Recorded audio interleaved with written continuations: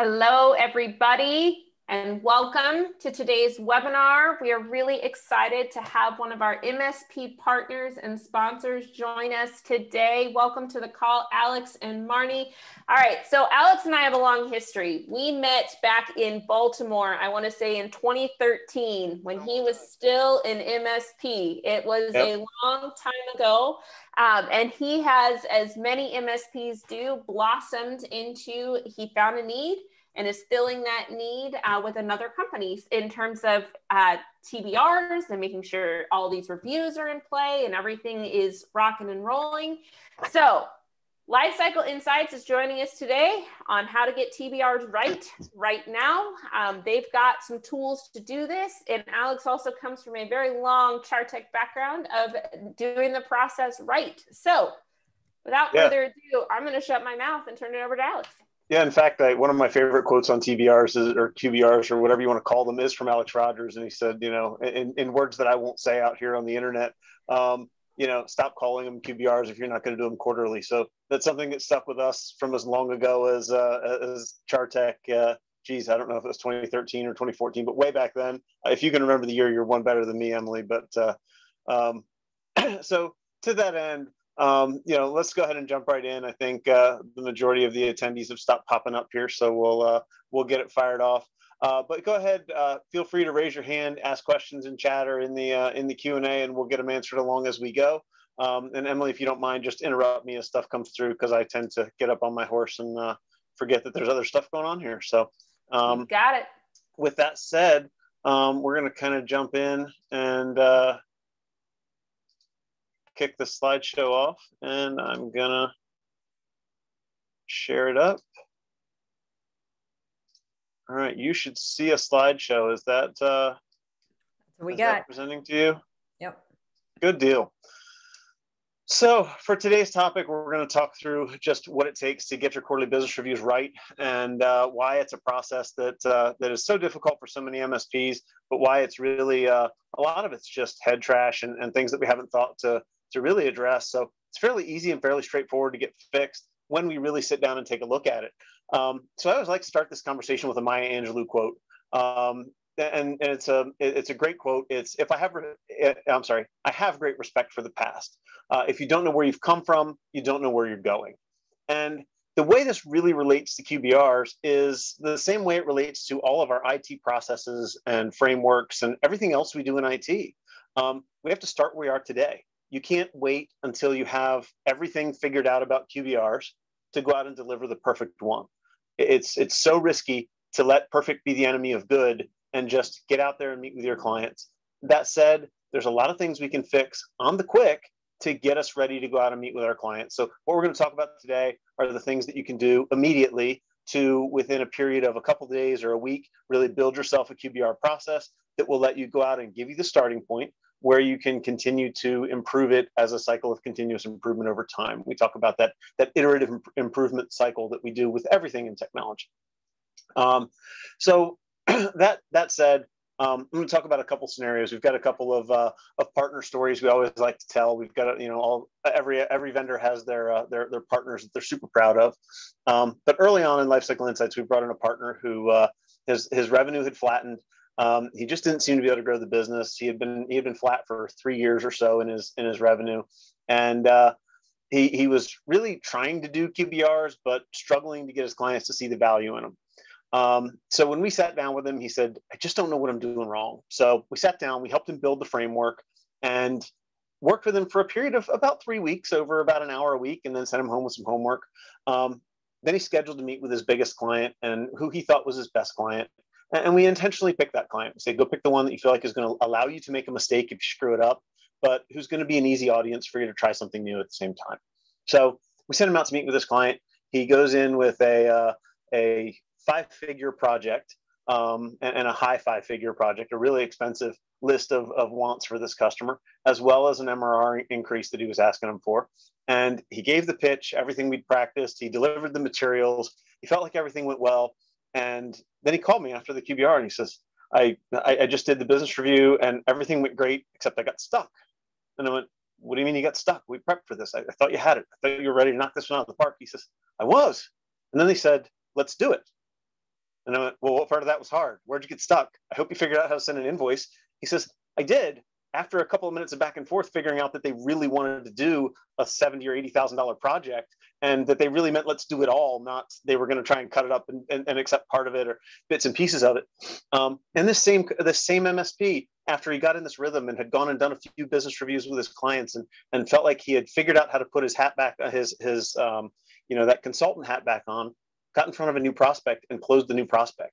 So a month later, he walks back in the office with a closed deal, and he shows it to his employee, his longtime employee. He's been there 4 years. And the employee says, this is the first new customer we've ever gotten since I've worked here. 4 years, he had never closed a new customer. So I want everybody to think about that too. Business reviews really set you up to talk about what it's like to work with us, which is a very, very powerful sales tool. And if you're a one-man show and you're the guy doing the QBRs and doing the new sales, or if you're a small shop and it's one guy wearing both of those hats, it really sets you up for success in growing the business and working with new customers too. The other story I want to tell you guys is about a customer who he's a great MSP. He had a client that was spending like $3,900 a month with him, but he felt like his product and service offering had really advanced. He hadn't addressed pricing with this customer for a few years. So he went to this customer and said, you know what, I'm going to give you the presentation. I'm going to show you all the risk that's out there. And I need you to adopt my 2021 security stack, not my 2019 security stack, because there's just vulnerability everywhere that you haven't addressed. And when he walked out of the room, he had gone from $3,900 a month with this client to $6,500 a month with this client on a 3-year deal. So this is really a thing that isn't that complicated when you really sit down and break it out. And we're going to break it into a framework that is segment, standardize, strategize, and scale. When we break it into those 4 components, and they play nicely with our 4 S's, it's really fairly simple to deliver to your customer the value of a good QBR that shows where they're at today, what risk and exposure exists in this ever-changing cybersecurity landscape, and how you as a consultant can really help them fix that. And everybody says, I don't want my QBR to be a sales engagement. And it shouldn't feel like one. It should not be a slimy sales engagement. But what it should be is a consultative session where you discuss with your client what it is that they're going to need to do to get from where they are today to where they need to go. And if that involves spending money, which pop quiz, 90% of the time it does, they're going to need to spend that money. But you can do it without trying to, or without coming across as that pushy sales guy. So with that said, we're going to jump into today's framework. I'm going to fire up a quick share over here from my iPad, and we're going to scribble through a worksheet that we like to do with MSPs that are first just trying to figure this out. And so give me just 1 second, and I will get that share going. It takes me just a second from the iPad. There we go. So what we're going to walk through is this spreadsheet, or this, it's actually a PDF that we play with every time we get with a new client. And the interesting part of this is what we're talking through here are really just the basic key components of Lifecycle Insights, which we built a tool to help you pull information that you already have out of ConnectWise, IT Glue, Autotask, Synchro, whatever the tools are that have all your data buried in it. We use a little bit of automation to buffer that data, to clean up that data, to make it a little more presentable. And then we just deliver it to your customers. Well, sometimes it's not quite as easy as just going and delivering to your customers. So let's talk about that. The first piece is segment. And this goes right back to what Alex said, which was stop calling them quarterly business reviews if you're not going to do them quarterly. But at the end of the day, does every customer really deserve to have a quarterly business review? One of the things we need to decide really early on is what is our cadence for our customer's business review? And this really falls into that segment section. We need to go out and decide, is this customer somebody who deserves an annual business review? Is it somebody who deserves a semi-annual business review? We're going to meet them every 6 months, maybe quarterly, maybe monthly. And, Emily, I heard at the last Chartech, the virtual event that you guys did, that you guys kind of have a recommendation around that for every $1,000 a month they spend, you should be meeting with them once a year. So if we have a $1,000 a month customer, they get an annual business review. If they're a $10,000 or $12,000 a month customer, we might be meeting with them monthly. There's also some other things that play into this. If we have, it may be that in our segmentation, we have some deliverables that are different. if you're one of those MSPs that hasn't managed to say, put your stake in the ground and say, we don't take customers who spend less than $1,000 a month with us. If you've got a customer that spends $500 a month, think about how much you've evaporated all of your profits with that customer if you have to spend 4 hours a quarter getting ready for a business review with them. They just might not get the same deliverables at a business review that you do for a full-fledged, fully managed services customer with 25 seats. It may be that for those smaller customers, you ask fewer security and compliance questions, you ask fewer alignment questions, and you don't spend as much energy. Maybe you deliver all of their stuff digitally so that you're not spending time going out to their offices and all that kind of stuff. I do always recommend in those cases trying to get a full quarterly business review or a full business review into that client every year or two to kind of show them what it feels like to be a fully managed customer. You can really use business reviews as an upsell opportunity to try and take those break fix or partially managed, monitored, your bronze customers, your plastic customers, whatever you want to call that tier, and help build them into something that might be that fully managed customer. So it might be that there's upsell opportunity here with part of the client base that is not on your full QBR cadence. And then the last thing we kind of touched on is venue. It may very well be that you do face-to-face if your community will allow for it today. Everybody's playing the different pieces of public health against each other right now. But at some point, we're going to be back to meeting in face-to-face. There's a lot of value in going out to your customer and shaking hands.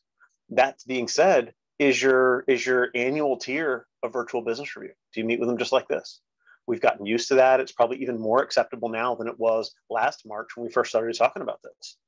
And then if you have that below $1,000 a month tier, do those folks just get a summary email? Do they just get some digital communications? Is there even a full-on presentation to the full team at this customer? And that's something that every MSP has to decide for themselves, depending on where you are in your maturity, depending on where you are in your growth. Your answer may be different than the guy right next to you who has a similar customer just because of where they are in their business.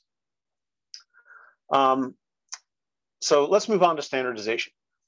When we get into standardization, we start to talk about, we already talked about the deliverables may be a little bit different between customers, but at some point, you've got to build out what is going to be your template for your risk or your gap assessment. In all of these, we're going to do some sort of an assessment. If my fancy little pencil will do what it's supposed to do here. Oh, we may have lost the pencil. Alex may not be qualified to operate. There we go. I only owned an MSP. I had smart people to operate all the technology. So we need to standardize what our assessment is going to be. This is the tool that really goes out and looks. Number one is the customer meeting all of their obligations for industry compliance. Do they have HIPAA, NIST, PCI compliance, or are they coming up on CMMC and some of the other governmental compliances that are really required to meet their obligations to keep the contracts that they have? Is there a compliance issue there? And then the other question around it is alignment. Are they using your favorite firewall? Are they using your antivirus? Have they adopted your anti-spam and all of the advanced security features that you've got in your platform today? If they don't, then this assessment is the opportunity to point out where risk is involved because they haven't consumed your entire stack. And that's the conversation that we want to lay out to them without sounding salesy. We can just tell the customer, hey, by not having this product or service, you've opened yourself up to risk. You've opened yourself up to exposure. This is what could happen to your business. And maybe here's some examples of what have happened to businesses in our area or popular businesses in the world that they would know who they are, right? The SolarWinds hack brings a lot of things to light where it's really easy to talk about, hey, you know about the guys at SolarWinds just last week, or was it this week? I can't even keep track anymore. The Microsoft Exchange bug, right? These things are front page news. Everyone knows about them. So it's okay to talk about this to your customer. But there really is an alignment component here that we need to look at and say, hey, have we got our client really aligned with what we're doing? And then once we've built out the assessment, we need to talk about what are going to be the other common components of all of our business reviews. And it may be at that bottom tier, you shave some of these off or you just deliver some of these as an email. But some possibilities are an assessment or an asset list, sorry. This is our hardware inventory. Almost every compliance out there requires that you have a hardware inventory. It also requires that you have a user inventory. So do we know who we're supposed to be supporting, and do we know what devices we're supposed to be supporting those people on? All of that matters. You can't patch what you don't know about. So right back to, if we don't know where we're coming from, we don't know where we're going. So we've also got we've got an asset list and a user list. In my mind, once you've got a customer a little bit mature in this process, these are really just supporting documents. You can almost leave them behind at the end of the business review. The things you really want to be talking about are that assessment template, as well as however you're going to remediate for that assessment template. So we've got to have a remediation plan. You've got to have a budget. When we talk to MSPs, I can't tell you, I think it's upwards of 95% that wait for the customer to give them the budget.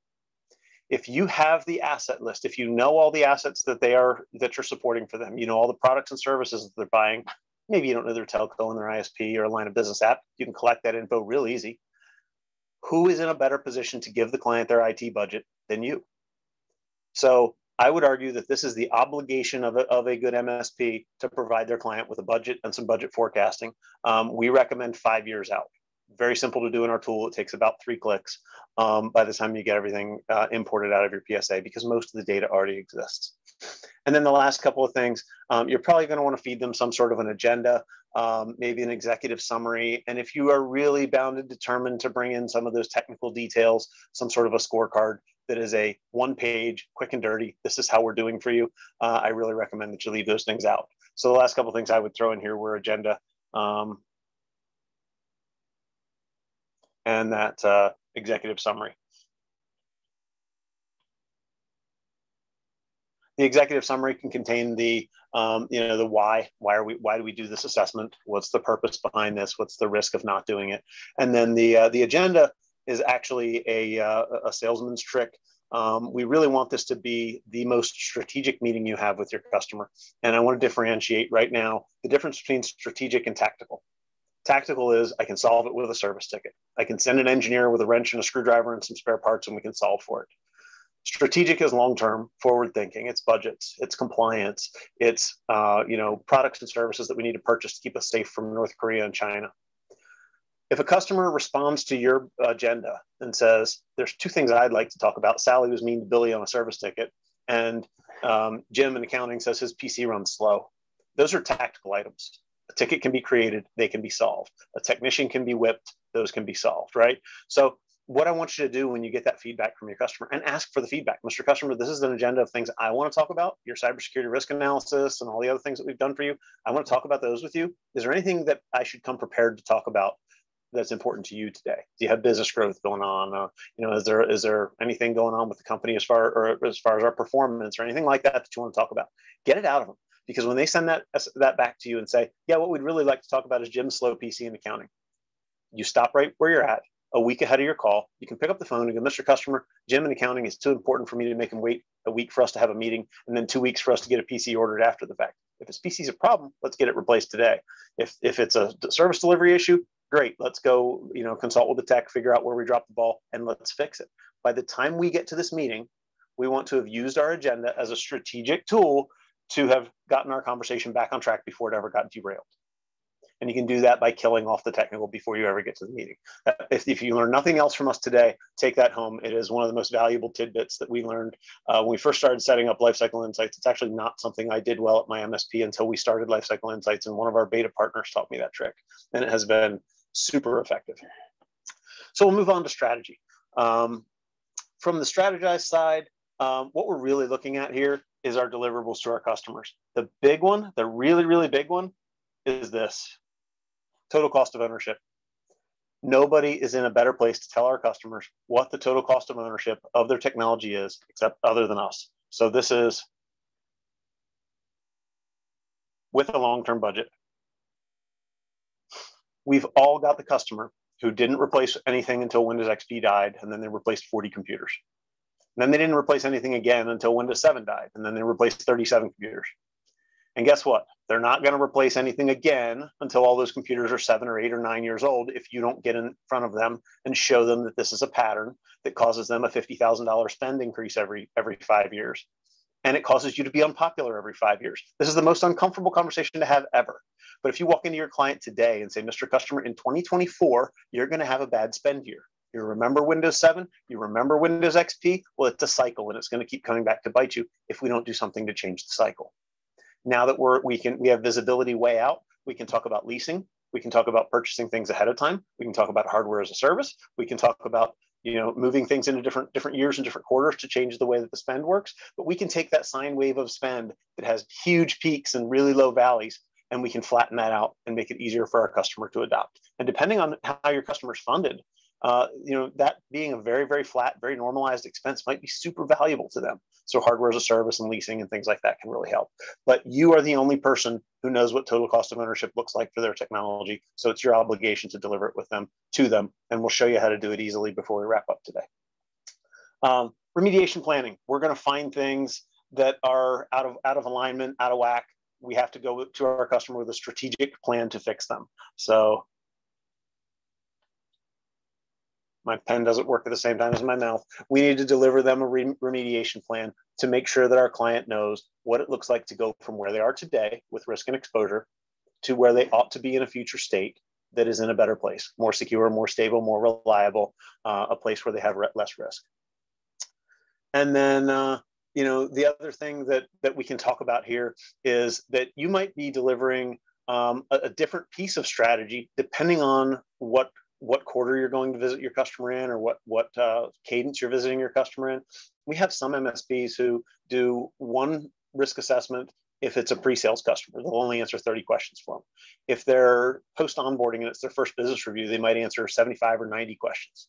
By the time they've been working with this customer for 2 years, they're answering 150 questions or 200 questions. Some of these MSPs have 300 question assessments that they answer 75 first quarter, 75 second quarter, 75 third quarter, 75 fourth quarter, or maybe all 300 fourth quarter. And they do these in bits and pieces. So one quarter, they'll take a spend or take a focus on cloud services and making sure that Microsoft 365 is dialed in and secure.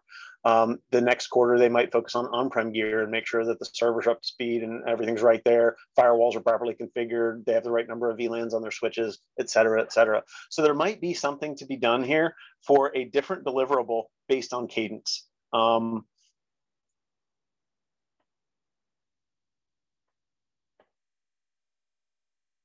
And that's something that you need to have built into your initial plan.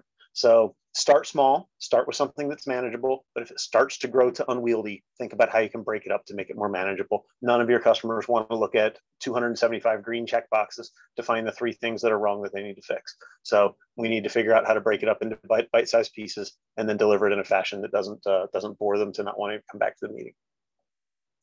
And the last piece is scale. At some point, I would hope that most of us are going to outgrow being the only person who does this at your MSP. And that's a problem, but it's a great problem to have.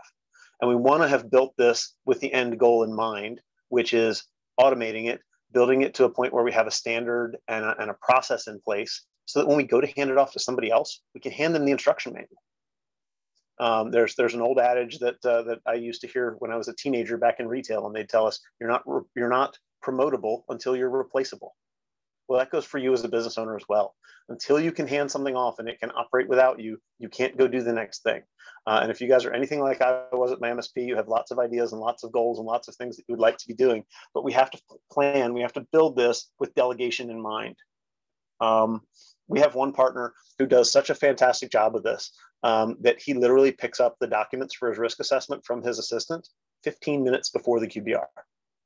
And he goes and delivers the QBR. He gives her 10 minutes worth of notes after the fact, and he walks away. And he schedules 3 QBRs a day, 4 QBRs a day, does them all via Zoom, and does no prep work for any of them. He has an intern working with him to get the data quality cleaned up. He has his assistant doing all the or actually, I think he has his dispatcher doing the scheduling. There's a lot of things that you can do in here that can really be delegated. So if you think about that risk assessment, does the VCIO, does the most expensive guy in the room have to be doing this, or can this be automated to the point where your tier 1 help desk guy can answer half the questions, or 2/3 of the questions, maybe all of the questions?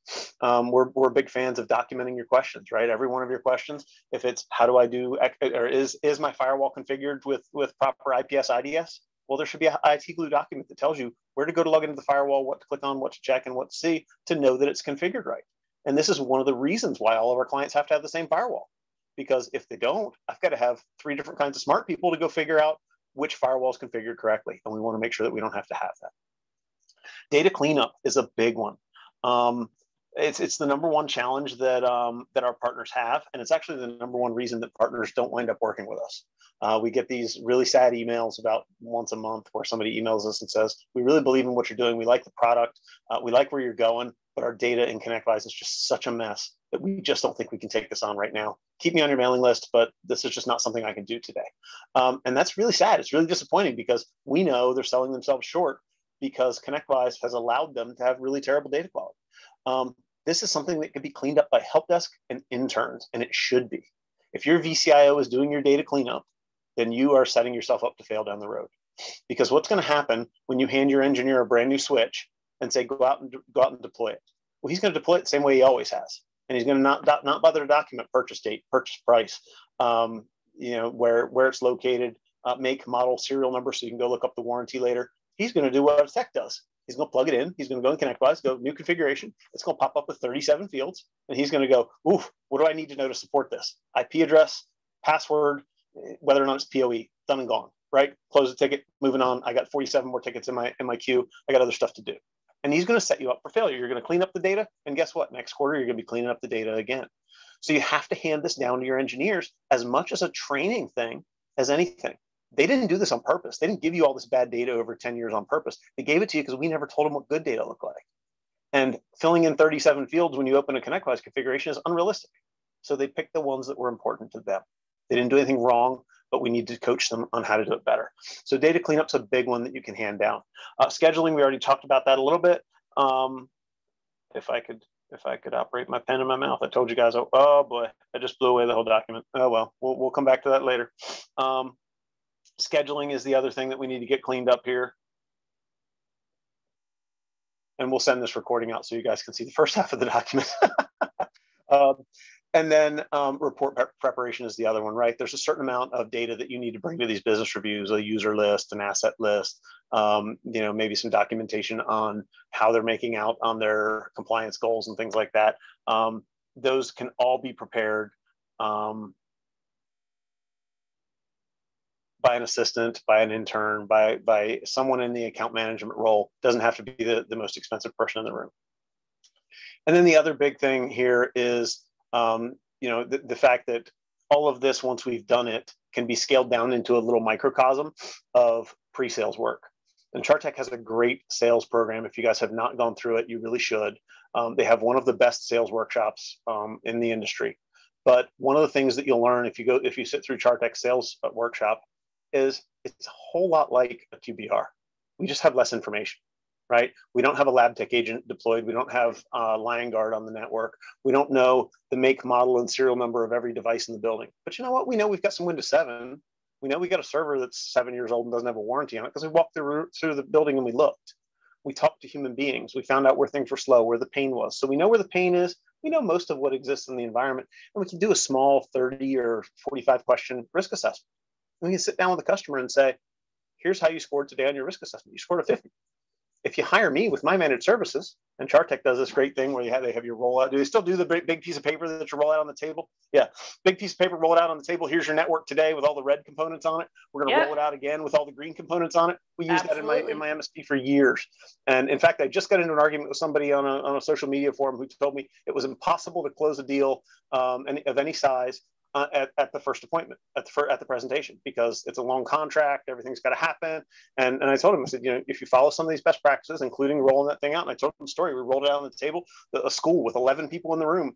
We had the conversation, we made the pitch, we said, hey, we can solve for all your problems within the budget. And when we got all done, they were all kind of nodding their heads, and I went, okay, well, it seems like everybody's kind of in agreement. Do you guys want to talk amongst yourselves? Should I go wait in the hallway while you sign the paperwork, or do you want to do it now? And they looked around the room, a couple of them nodded at each other, and they signed the paperwork, right? And this is a 5-year deal in education, okay? You can close that kind of business without being a pushy sales guy. Sometimes you have to say words that are uncomfortable, like, do you want me to go stand in the hallway while you talk about me behind my back? But if you can get those words to fall out of your face, you can close a deal you never thought you could close. So this also turns into preparing you for a sales and a growth plan for your business by defining that process and really building what's going to be going into it. So we're going to clear it on purpose this time. And now we're going to scroll down and look at this next slide.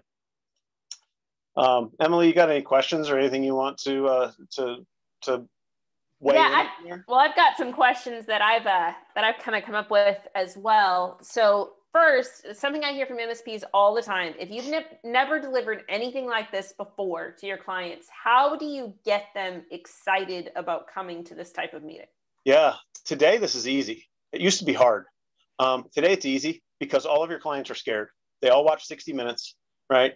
And we do a lot of work with some sales and marketing folks.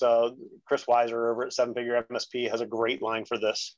You need to come to your cybersecurity business review, your cybersecurity risk review, right?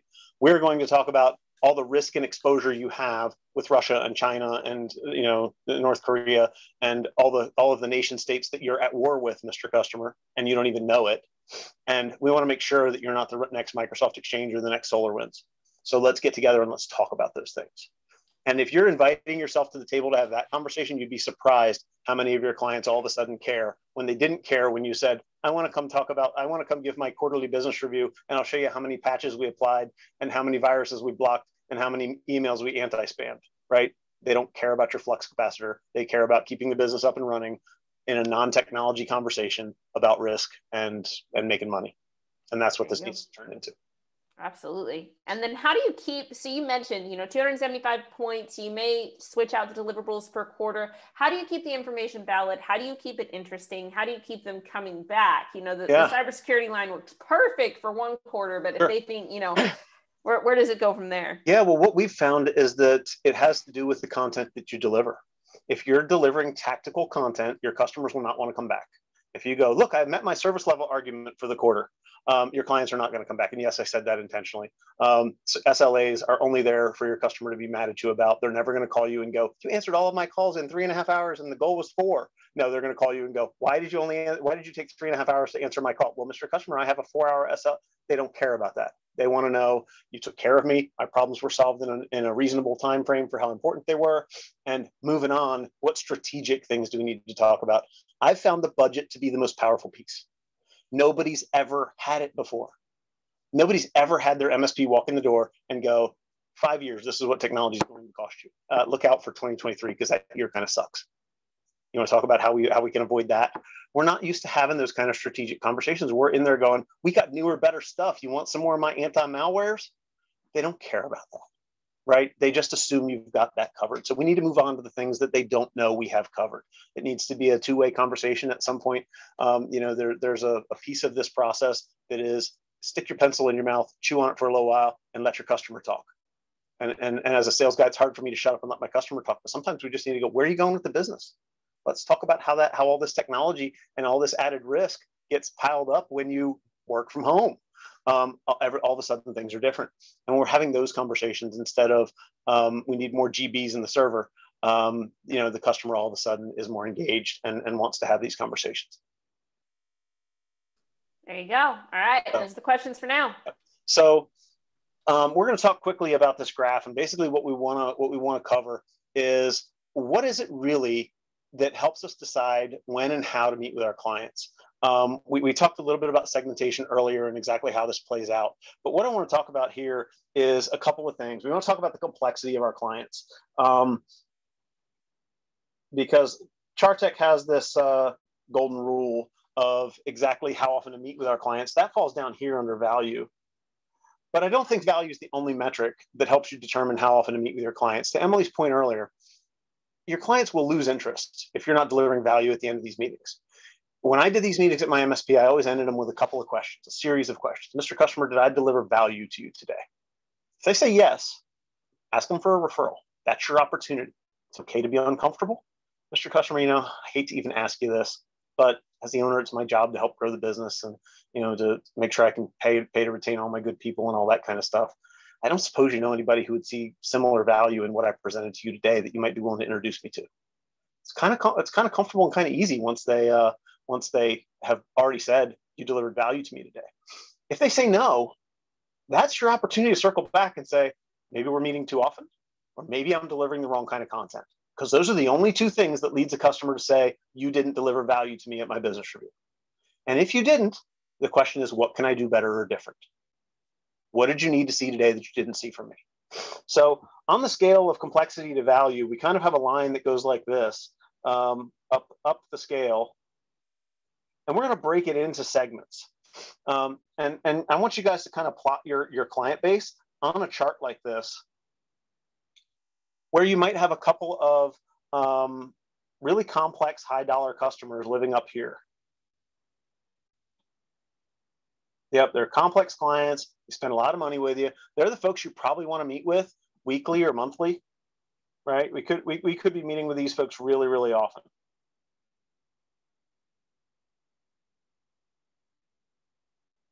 Down here, we have what's probably quarterly customers. They're either not as high value to us, or they're not as complex, and they live in that segment there. Then we probably have a semi-annual. And then we have quarterly, we have monthly, we have annual, And you might even have a digital only section down here at the bottom, where we're not even really meeting with these folks. We don't even go out to their building. If you have a client who's only spending a few $100s a month with you, and they really don't buy into your full suite of services, but you're not to that point in your MSP maturity where you can cut them loose, then we want to be doing one of two things with them. We want to be making a big complex sales pitch to them to say, this is why you need this other package, or we want to be dialing it back a little bit and focusing on the clients who have the value in it, the clients whose agreement has the value in it. So think about this. Complexity, your medical clients, probably, even if they don't spend a lot of money with you, they're probably going to be worked in up here, right, as they're more complex.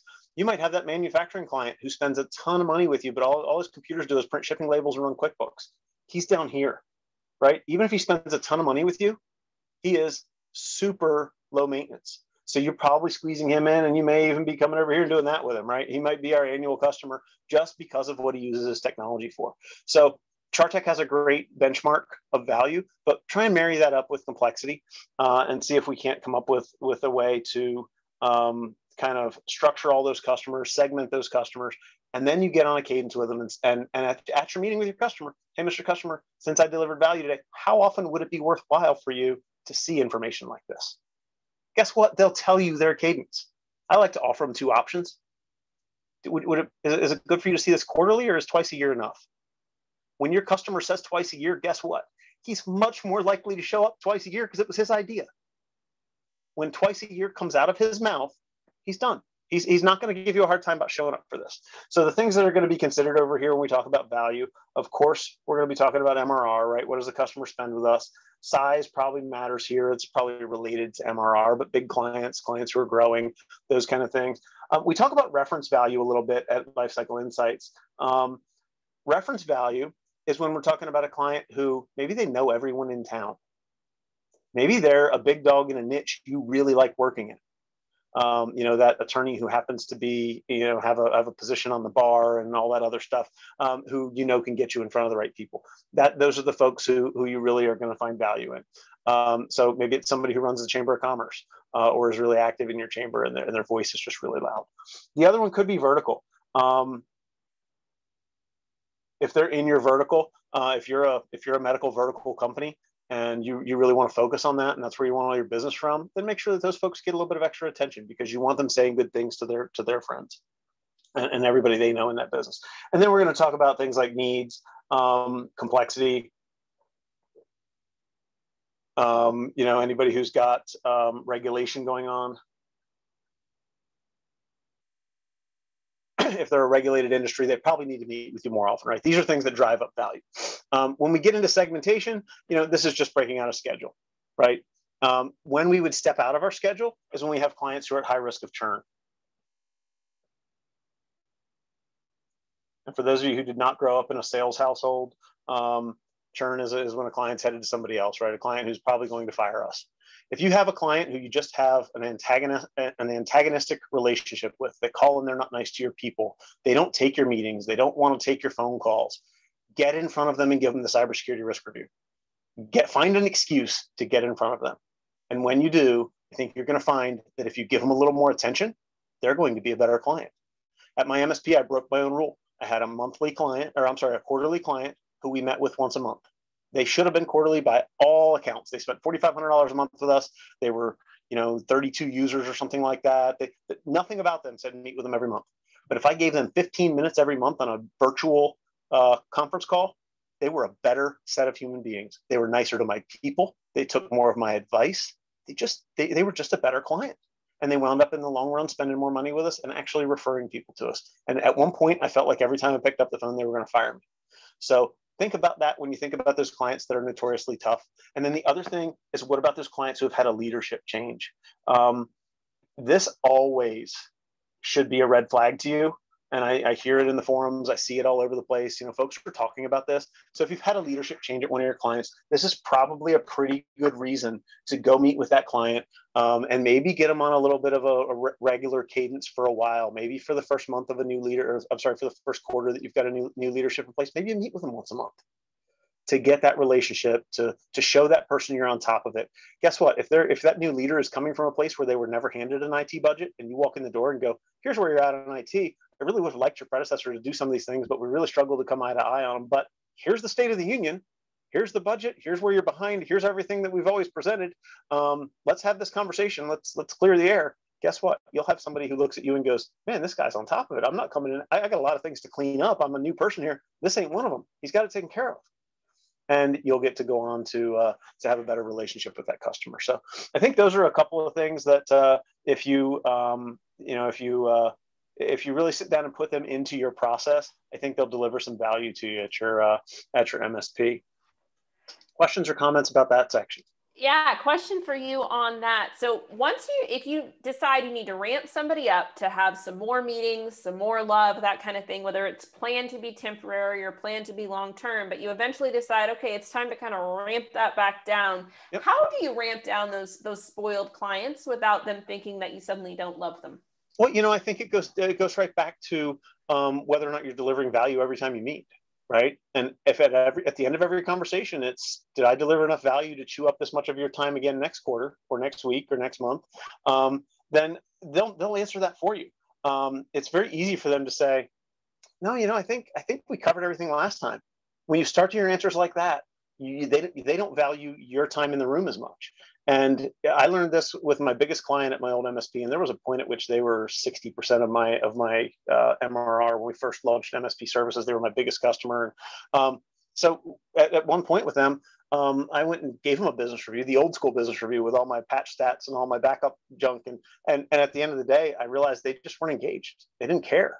And I looked around the room and I went, they have a CEO, a CFO, a COO, 3 department heads, like all these people in the room, an HR, a head of HR, all these people in the room. And I sat and added it up and went, I think that room cost them about $800 an hour. And from then I had my $800 an hour rule, which was if I can't deliver enough value for the hourly value that it costs them to be in the room, I shouldn't be there. It should have been an email. There really is a value to put on this. And if you look at yourselves in your business and you said, I want to take myself as the owner, my CEO or my COO, my finance person, my help desk manager, my dispatcher, I want to pull all those people and my lead tech and put them in a room and not bill for them for an hour. What does that cost me? Well, it better be a valuable meeting. If that meeting should have been an email, that's when it's time to draw the line and say, hey, you know what? I don't think I'm delivering enough. And volunteer it to your customer. I'm afraid I might not be delivering you enough value to meet with you weekly or monthly now that we've got you caught up. Does it make sense for us to continue this cadence or not? And that customer that I had that wanted monthly attention, we went from a face-to-face meeting to a phone call. And that's how we got it from a 2-hour meeting to basically 2 hours of my time, because it was an hour between driving back and forth and an hour in the office. That's how we got it from 2 hours to 15 minutes. And by the time we were done, I would take that conference call in the car with my iPad open, taking some notes, and that was it. And it really was just about maintaining the relationship at that point. But I think your gut will tell you. So there you go. That's what we got. Yep. So with that, I want to jump in and, we've talked about all the pieces of process that go into it, but I'd like to take a couple minutes and jump in and show folks Lifecycle Insights and show them exactly what we can do with the platform and kind of give a quick walkthrough of that. So again, fire off any questions as you go, and we'll kind of walk through the platform demo. So Lifecycle Insights, as you guys know, was built from me being an MSP and having problems with my VCIO process, with my account management process. And the problem was I had all this data buried in tools like this, and I couldn't get it out. I'd pull a patch management spreadsheet out of Automate. It was lab tech back then. And I'd pull some assets out of ConnectWise, and I'd pull some information out of IT Glue. And then I'd run to Warranty Master and get some warranty reports. And I'd try and cobble it all together into spreadsheets and go deliver it to my customers. And at the end of the day, I was not an art major. My work was ugly. You guys saw my handwriting. I mean, there's not a lot of hope for me. So I had a bunch of dissimilar reports. The Warranty Master reports were beautiful. They just didn't match anything else I carried in. The screenshot that I took out of my Datto backups that said, yes, we got all your backups for the month. Life is good. That screenshot was pretty, but it didn't match anything else. And nothing was uniform and matched my branding. So what we did was basically I complained to some programmers one day and they said, we can solve that problem for you. And so Lifecycle Insights was born. And now we pull data out of one of these products up top here that has the majority of your company data in it. And then we pull data from Microsoft 365. We do warranty lookups for Dell, HP, Lenovo, Microsoft Surface to supplement the data you already have and make it better. Keep in mind, the big thing that we're getting here is purchase date, because you can't build a budget if you don't know when something was purchased. But if I can tell you the purchase date, your budget gets really, really easy. And then Cisco Meraki and Cisco SmartNet, you see those are in here in beta, but they're fully functional. Our developers are just tying up the coding and the logging on the back end. So all of that is fully functional for you guys. We pull data from all these sources and we combine it to give MSPs the capability to go out and deliver it to their customers.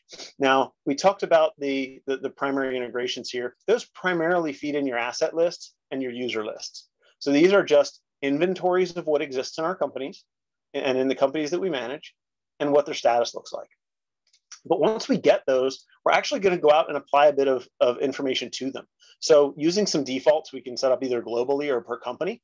I can say, hey, my average workstation that I sell to one of my customers costs $900 delivered to the door. Now, I have a customer who is an engineering firm, and they only buy high-end CAD machines. Their machines cost $2,000. We can dial that in so that every computer for that customer costs $2,000.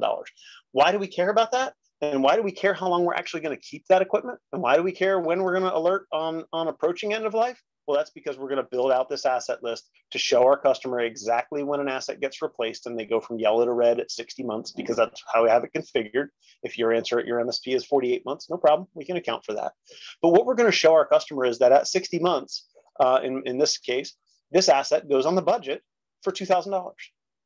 And guess what? Now that I have all this data, that just built your budget for you. So with an asset list that is super customizable, and if I want to go show my clients all of the Windows 7 computers they have left, or all the outdated operating systems that they have left, we can customize it. We can dice it 100 ways to Sunday. But what I really want you guys to see is that we can print a single report right here. Red, yellow, green. I never have to talk about, does it have an SSD? Does it have enough GBs? Is the memory appropriate? Is it a 3rd gen or a 15th gen i5 processor? Nobody cares. We buy it. We keep it. We buy the right gear the first time. We keep it 5 years and we cycle it out.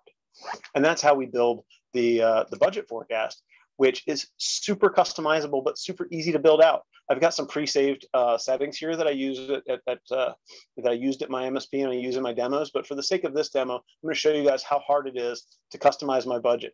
The first budget I want to build is going to be 6 quarters, and this is the default out of the system with all the asset detail included.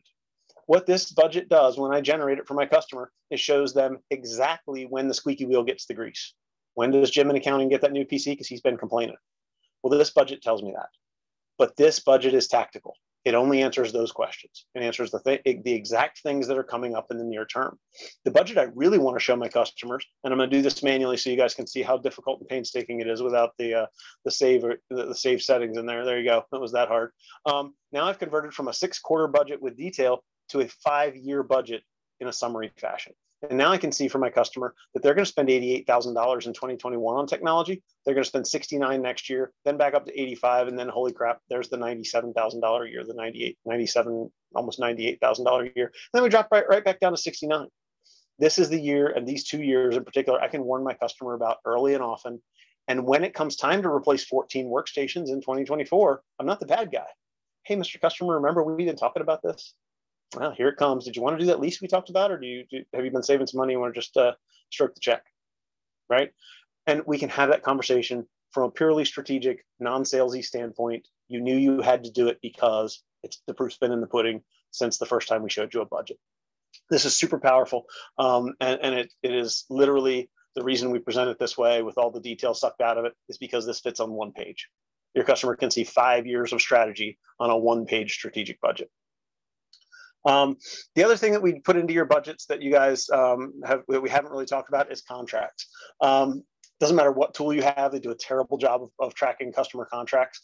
ConnectWise, Synchro, IT Glue, Autotask, none of them have a real spot in there. They're just not built for that. But what we've added here is the ability for you to go out and do some data collection with your customers. Once I present them with a budget, they go, well, that's great. That's all the invoices you're going to send me, but that's not total cost of ownership for my technology. But guess what? If I inventory my customer, if I sit there and query them a little bit and ask them some questions, what about that line of business application you got? That must be expensive. Do you want to see that on your budget? Well, just send me a copy of the bill or a copy of the contract and I'll get it on your budget. Same thing with their phone system, their internet service, their copier vendor. If they've got wireless renewals for things like Meraki that come through every 2 years, anything that comes across as an expense, you're going to collect up from your customer and you're going to get it on the budget. Because you deliver more value if you can show total cost of ownership instead of just delivering a budget that says, this is when Alex's Maserati payments are due, please write me big checks then. Right? Because that's the way our customer looks at it when all we do is come to them with our hand out for a check. If we're talking about big picture, we're delivering more value to them. But guess what? I also get to know exactly when a contract end date goes through. So I know when their Ring Central is going to go out of contract. And there's that little 30-day window now when I can go notify the customer and say, hey, you're in that 30-day notification window with Ring Central. Remember all those problems you had with their support and trying to move to work from home? Well, if you move to my VoIP solution now, this is the time to do it before your contract auto renews, and we can get you out of that painful support. You'd call the same people you call for IT support. And now you can go sell an additional product or service, displace an existing vendor, and to your customer, it's just you helping them out, right? Hey, he's going to give me that one neck to choke when VoIP goes bad. And we know VoIP's never fun because it's ISP versus network guy versus VoIP company, all of them pointing fingers. So there's a lot of visibility that you get here into selling more products and services into your existing client base. And a lot of MSPs find that they don't even know what all their clients were spending money on that they never bothered to tell them about. They find Dropbox licenses that can just be canceled and moved to SharePoint, all that kind of stuff that can be had in this bigger conversation. But this is one of the things that helps turn the conversation from tactical to strategic and really builds that value. And then the last thing we'll talk about is projects. Projects are the component in our system that tie everything together. So we have an asset list. We show out-of-date assets. We have a risk assessment that we'll get into in just a minute. But in a project, we actually show the customer, if I can find one that's properly filled in this demo environment. Yep, in a project, we actually show the customer how much money they're going to spend, and then what risk and exposure they're going to evaporate by spending that money. Now, again, this is not Alex's Maserati payment. This isn't XYZ MSP can't make payroll this week, so they're hitting me up for a project. What this is I'm going to wipe away all the risk and exposure and pain that comes with out-of-date computers, Windows 7 environments and all that kind of stuff. Actually, this one's networking. So old network equipment. And I'm going to solve for all this risk that they found in my environment when they did their risk assessment. So when we replace this equipment, we're also going to properly configure a modern firewall. We're actually going to configure IPS IDS, which is required for my PCI compliance and for my, everything else that goes on in my business. We're actually going to get modern cloud managed switches so they can see it, have visibility into my network and see problems before they happen, or at least troubleshoot them faster when they do. We're going to put that multi-factor authentication pain in the neck thing on my VPN. Our customer's excited about that, but he knows he's got to do it. So we're actually showing them the problems we can solve for by spending the money. So we're no longer begging the guy for pennies, right? We're having the conversation about we identified problems. In order to make them go away, we need to do these projects. And this is just, Mr. Customer, the cost of doing business is to take on this project. The good news for the customer, this hardware chunk over here, you've been counting on that for him for years. It's been in his budget every quarter. He's been looking at it as it looms closer and closer. And as these things turn from yellow to red, he knew he was going to have to spend this money. He could see it coming, or she. And then the last piece I want to dive into is, of course, assessments. And we talked about assessments a lot when we were filling in the diagrams early on. But our assessments are based on a template of some sort. This is your golden rule. This is your, what does a customer look like if they buy all of my products and services? And when we build out a template, we give you a handful to begin with. My demo environment's got a lot of test ones up at the top. But these are the ones you can import when you first log into the platform. So when you're starting from nothing, can log into Lifecycle Insights. You can download a CIS-20 template that has the CIS-20 best practices out there, and you can align your customers to that. Or you can download an IRS template if you're marketing to accountants, and go use the Form 4557 on safeguarding taxpayer information. You can go out and download, and about 80 or 90% of our customers use this or some customized version of this template to align customers with their MSP products and services. And this is a real general: are they using my firewall? Are they using my preferred email solution? Do they have my anti-spam? Do they have my backups? Have they bought my stack? And what a lot of MSPs are doing are combining this with some form of, maybe it's all the first question, the CMMC level 1 questions, maybe it's the CIS-20, but some sort of industry standard along with the MSP best practices. But you can start with this, you can import it into your system. It'll give you a bunch of questions to ask, and we'll go look at what that looks like right here. So when we score an assessment for a customer, and we run multiple assessments throughout over time against the customer, what we'll be doing is clicking through red, yellow, green. How's the customer look? Asset inventory. Are we performing an asset inventory for this particular customer? For some reason, it's not being done. How about their internet security appliance? Well, we agreed to service this firewall until next fiscal year. We put a custom answer in here for this customer because it only applies to them. And you can see we can add custom responses in here that are either global or just for this customer, or maybe just for this assessment. We can customize what level we're going to mark those at. But this one's an at risk. We agreed to leave it in there for a little while just to get this customer in the door. But we really wanted to move to a Sonic Wall or a Meraki. That's going to be our green answer. Once I've identified a problem, though, I need to put in some comments down here that explain the remediation steps. This is going to carry over into the remediation plan for this customer. And we've got questions for days that we can ask about this client's environment. Hopefully, like I said, you're building this to a point where you can have your support team step up and do some of this. But at my MSP, we had it dialed in well enough with instructions that a non-technical account manager could answer most of these questions. So now, and here's the scoring instructions. Here's where you can link an IT glue document if you wanted to link it right to the question to show somebody where to go to get the answers. And then, of course, we have the ability to show you previous responses. So this customer's answered this question, not at risk, essentially, since we first brought them on board with us. This particular question, they've answered better over time in different use cases. So once the risk assessment's done, we can generate a report from it, and we can put our logo on it, and we can head over and go meet with our customer to review it. It's that simple. But before we go meet with our customer, I want to show you guys a couple of cool things that we've got baked into the platform. We talked about pre-sales a little bit ago, and we talked about the ability to go show a customer what they look like today and what they would look like after they've worked with you. Well, our pre-sales risk assessment gives you the ability to go meet with a customer or to go present a risk assessment to a customer, and maybe you can show them what they look like today. And what they look like today versus what they would look like working with you. Mr. Customer, today you scored a 44 on my risk assessment. We did the 27-point inspection on your environment. You got a 44%. If you come to work with me, guess what? I'll bring in my backups. I'll bring in my patch management. I'll bring in my antivirus. I'll solve for an additional 30 points of risk. And I understand you told me you're only paying $1,800 a month, and I'm going to charge you $2,700 a month. But look at all the risk I'm taking off the table. And Mr. Customer, when you work with me, I will meet with you quarterly to have a conversation similar to this one, where we talk about how to go from a 76 to an 86 and a 96, and to evaporate the rest of the risk that exists in your environment. Some of that's just policy and procedure, Mr. Customer, that I can't just deliver to you, but I can advise you and guide you and help you build it and get it right. And your post-sale answer may be way better than this. The other one is, my customer doesn't see value in me, right? I charge him $3,000 a month. I do 6 service tickets a month for him. He thinks he pays $500 a service ticket. He has no clue what I do for him, and he's always after me to show him my value. Well, Mr. Customer, you came to me as a 44. We onboarded you and did some work and got you to a 62.